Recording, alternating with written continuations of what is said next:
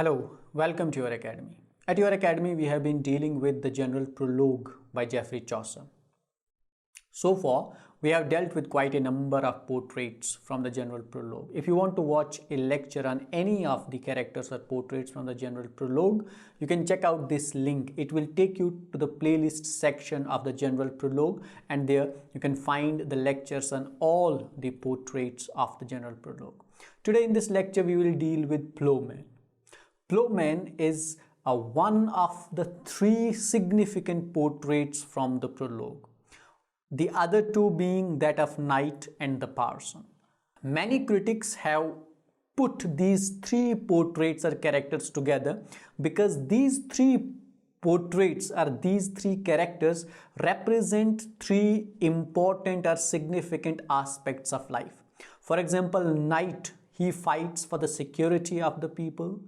Parson, he struggles, strives and fights for the moral upliftment of the society. And Ploughman, who is a laborer who works hard or toils hard in the field to provide grain and food for the people.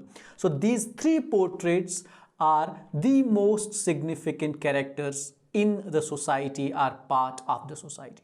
So let's take up the portrait of the Ploughman and find how the Ploughman appeared to Geoffrey Chaucer. Another thing, there are some critics who also say that this Ploughman is based on the character of the Piers Ploughman by Geoffrey Chaucer's contemporary Land. Now, how far that is true is unknown, but there are some suggestions which say that this Ploughman as a character is based on Piers Ploughman. So let's take up the portrait of Ploughman and read and try to understand what Chaucer has to say about him. With him there was a ploughman, was his brother, that many a load of dung and many another had scattered. For a good true toiler he, living in peace and perfect charity. First four verses of the Ploughman. So with him there was a ploughman. The him is the parson.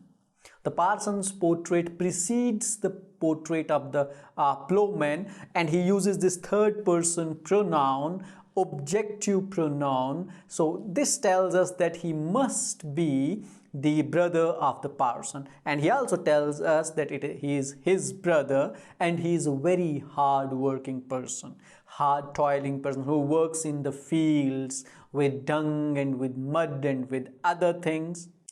He had scattered this dung and other fertilizing substances in the land, and he was a true toiler. He was a hard worker. He was a real hard worker, and he lived in peace and perfect charity. Now, what we find again in the portrait of Ploughman, that it begins on a good note, and we understand that Geoffrey Chaucer would be telling us good things about Ploughman again, because as I said earlier, that Ploughman is an important aspect of the society even today, and in Chaucer's times he had more significance than perhaps he may have in modern times. He loved God most, and that with his whole heart at all times, though he played or plied his art. So he loved God most. He is a person who walks on the footsteps of his brother the parson. The parson was a good man, good religious man, and so is the ploughman. He loves God, and with his whole heart. There is no hypocrisy, and whatever he does, whether he is working in the field or he is resting, he remembers God wholeheartedly. And next, his neighbor, even as himself, he would thrash and dig with never thought of pelf. Besides loving God, besides being God conscious, he was very aware of the neighbor, about the rights of the neighbor. Now that is another important aspect of human beings, of human society. We are told that we have to take care of our neighbors. And he took care of his neighbors, or loved his neighbors as he would love his on self, and whatever he did, he never did that for money. Elf is earning money or profit through bad means, through corrupt means. When he would work in the field or when he would help someone, he would not do this for earning a penny, a tithe, a profit. So this plowman is much like his brother, the parson. The only difference is parson toils in the field of knowledge and plowman toils in the fields to produce grains and food. Christ's own sake, for every poor wait, all without pay, if it lay in his might. For the sake of Christ, for the sake of I won't say God, because Christ is not God, but for the sake of God, he would give everything that he has in his possession. He would do everything for free with every other, with his neighbors, with his friends, with his parishioners, but only if it was in his might, only if he had that much of resources or sources or might. He paid his taxes fully, fairly, well, both by his own toil and by his stuffed self.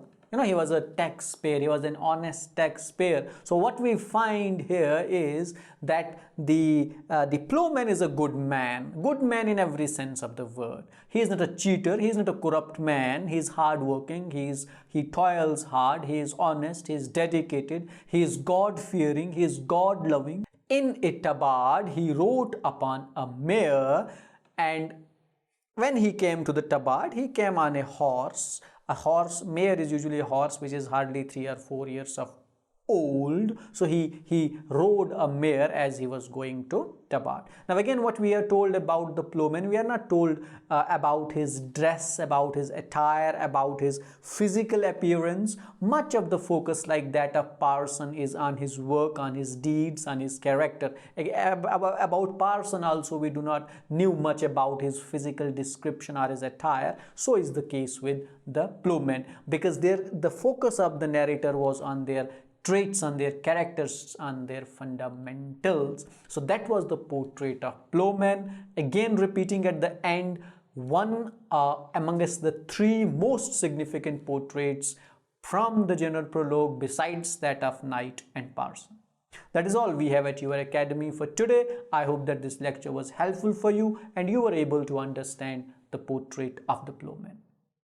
You can keep watching the lectures on the general prologue. You can click here to go to the playlist section of the general prologue. You can click here to watch the next portrait, which is on Miller, and you can click there at the top to subscribe your academy. Don't forget to share, like and comment on the videos of your academy. For more interesting stuff, keep watching your academy.